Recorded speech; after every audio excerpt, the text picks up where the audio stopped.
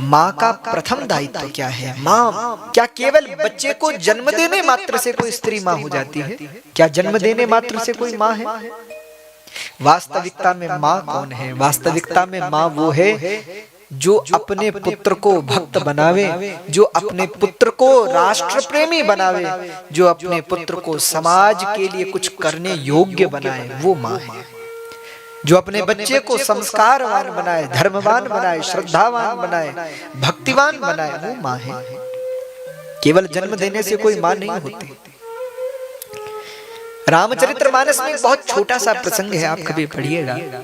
जब राम जी वनवास को जाते हैं और लक्ष्मण जी राम जी से जिद कर रहे हैं कि प्रभु मैं भी आपके साथ वन चलूंगा, और भगवान समझाते हैं कि लक्ष्मण देखो तुम मत आओ, यहाँ कोई तो होना चाहिए, तुम न आओ, बहुत समझाते हैं।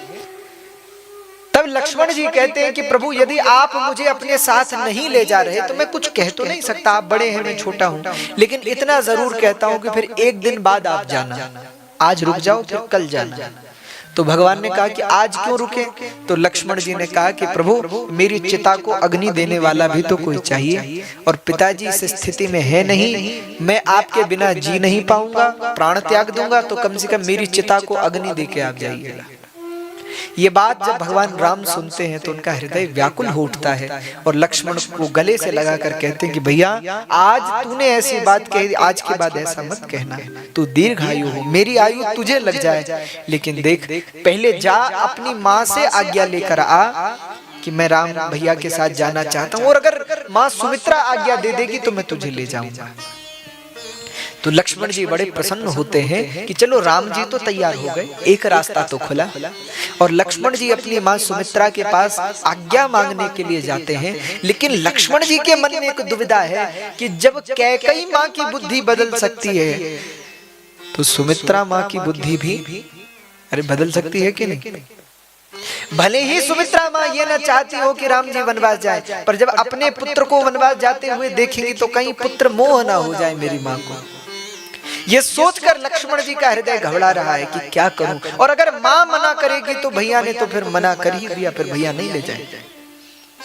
तो लक्ष्मण जी बड़े चिंतित होकर व्यथित होकर अपनी माँ के पास पहुंचते हैं, और जब सुमित्रा माँ के पास आते हैं तो माँ के चरणों में बैठ जाते हैं। माँ सुमित्रा रो रही है, राम वनवास जा रहे हैं, ये सूचना सुमित्रा माँ को मिल चुकी है। तब लक्ष्मण जी माँ के चरण पकड़कर कहते हैं माँ ये क्या हो गया, कैसे हो गया? सुमित्रा जी कहते हैं पुत्र कुछ समझ नहीं आता क्या कैसे हुआ, एक घड़ी में पूरी अयोध्या उजड़ गई, अयोध्या नष्ट हो गई। और सुमित्रा जी बड़ी दुखित हैं, व्याकुल हैं। और तभी लेकिन सुमित्रा जी रो नहीं रही। क्यों नहीं रो रही? सुमित्रा जी जानती अगर मेरी आंख में आंसू आया तो लक्ष्मण और दुखी हो जाएगा, और दुखी हो जाएगा तो ये बड़ा क्रोधी भी है, कहीं धनुष लेके महाराज की ओर न चल पड़े। इसलिए सुमित्रा जी ने अपने आंखों के अश्रुओं को संभाले हुए हैं, और लक्ष्मण जी आए हैं और माँ से कहते माँ मैंने जीवन में तुझसे कभी कुछ नहीं मांगा, जो तूने कहा वो किया, आज पहली बार मैं तुझसे कुछ मांगना चाहता हूँ। सुमित्रा जी ने कहा हाँ बेटा बोल, क्या चाहिए तुझे, क्या दूं? लक्ष्मण ने कहा माँ राम जी वन जा रहे हैं, सीता जी भी जा रही है, माँ मैं अयोध्या रह के क्या करूंगा, मैं भी राम जी के साथ वन जाना चाहता हूं, बस तू मुझे आज्ञा दे, तुझसे आज्ञा मांगने आया हूं। कहते हैं जैसे ही ये बात सुमित्रा ने सुनी तो अब तक तो सुमित्रा जी ने अपने आंसुओं को रोका हुआ था, लेकिन अब अश्रु रुके नहीं, आंसू बहने लगे, सुमित्रा जी रोने लगी। और जब लक्ष्मण ने अपनी माँ को रोते हुए देखा तो लक्ष्मण को लगा कि अब माँ मना कर देगी, लगता है माँ कह देगी कि नहीं जाना। और लक्ष्मण जी ने दोनों हाथों में माँ के चरणों को भर लिया और चरण भरकर कहा माँ तू मेरे प्राण ले ले, मैं बिना राम के नहीं जी सकता, तू मुझे रोकना मत, देख माँ तू मुझे रोकना मत, मैं मर जाऊंगा बिना राम के, मैं जी नहीं सकता, बचपन से और आज तक बिना राम के नहीं रहा, राम नहीं राम मेरे प्राण है, मैं राम के बिना नहीं जी सकता, तू रोकना मत, क्योंकि तू अगर रोक लेगी तो भैया मुझे नहीं ले जाएंगे। देखो क्या प्रेम है भाइयों का। और जब ये कहकर लक्ष्मण जी रोने लगे तो सुमित्रा जी ने लक्ष्मण को उठाया है और अपने हृदय से लगाया है। और सुमित्रा जी कहती हैं, लक्ष्मण आज तूने मुझे धन्य कर दिया, आज मैं धन्य हो गई, आज मैं धन्य हो गई। बेटा ये आंसू दुख के नहीं है, ये आंसू तो खुशी के हैं। क्यों? सुमित्रा जी ने कहा, बेटा मेरे जीवन में बड़ा दुख था, मैं सोचती थी मैं सबसे छोटी हूं, तीनों रानियों में सबसे छोटी हूं, और कौशल्या जी कितनी भाग्यशाली है कि उनका बेटा राम है। बोलो, जो सबका प्राण है, सारी प्रजा का प्राण है, वो राम उनका बेटा है। कितनी भाग्यशाली है कौशल्या जी। और फिर मैं सोचती थी, और कैकेयी भी कितनी भाग्यशाली है, कैकेयी जी को भरत जैसा बेटा है। भरत जैसा बेटा मिलना ही भाग्य की बात है।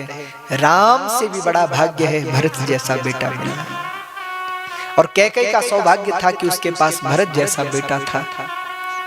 लेकिन बेटा मैं सोचती थी, न मेरे पास राम जैसा बेटा है, न मेरे पास भरत जैसा बेटा है। मैं ये नहीं मानती थी कि मैं मां हूं, लेकिन आज मैं तुझसे हृदय से कहती हूं बेटा, आज सच में मैं मां बन गई, आज मैं सच में मां हो गई। क्यों? बोले वास्तविकता में मां कौन है? बोले वास्तविकता में मां वही है जो अपने बच्चे को सत्य मार्ग की ओर लगाए, जो अपने बच्चे के हृदय में भगवान की भक्ति और राष्ट्र का प्रेम भरे, जो अपने बच्चे के हृदय में संस्कारों का बीज बोए, वही मां है। और आज मैं हे लक्ष्मण तुझे देखकर कहती हूँ, आज मैं कौशल्या और कैकेयी दोनों से बड़ी भाग्यशाली हो गई कि मेरे घर में तुझ जैसा बेटा हो। कल्पना करिए। और वो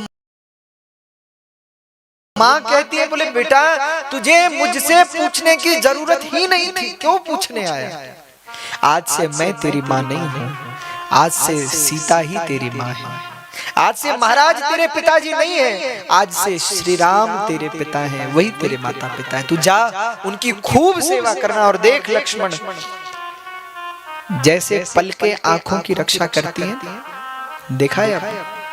कभी भी आंखों की ओर अचानक से कुछ आता है तो पलके बंद हो जाती है। जैसे पलके आंखों की रक्षा करती हैं लक्ष्मण, तू वैसे ही राम की और सीता की रक्षा करना।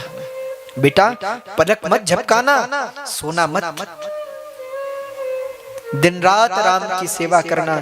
जो सौभाग्य किसी को अयोध्या में नहीं मिला, वो सौभाग्य तुझे मिलेगा। तू जा 14 वर्ष राम की खूब सेवा करना। कल्पना करिए कैसी मां होगी और कैसे संस्कार उस मां ने अपने बच्चे के हृदय में बोए होंगे। धन्य है। मैं आप सबसे भी कहता हूं, माताओं, जितनी भी मेरी माताएं यहाँ बैठी, आप अपने बच्चों के हृदय में ऐसे संस्कार बो कि हमारे परिवारों में भी राम जी लक्ष्मण जी जैसा प्रेम हो, भरत शत्रुघ्न जैसा प्रेम हो।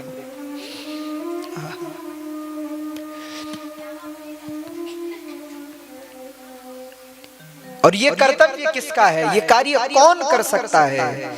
ये कार्य करने की क्षमता केवल माँ में है, क्योंकि माँ को पहली गुरु कह रहे हैं ना। अच्छा आप मुझे एक बात बताइए, भगवान से भी पहले कौन? माँ। संसार में सबसे पहले कौन? माँ। बालक का पहला गुरु कौन? माँ। माँ सब कुछ होती है, बच्चे का पहला गुरु होती है, बच्चे के लिए पहली भगवान होती है, बच्चे के जीवन का प्रथम मित्र होती है माँ। माँ चाहे तो अपने बच्चे को ध्रुव बना सकती है, अपने बच्चे को प्रहलाद बना सकती है।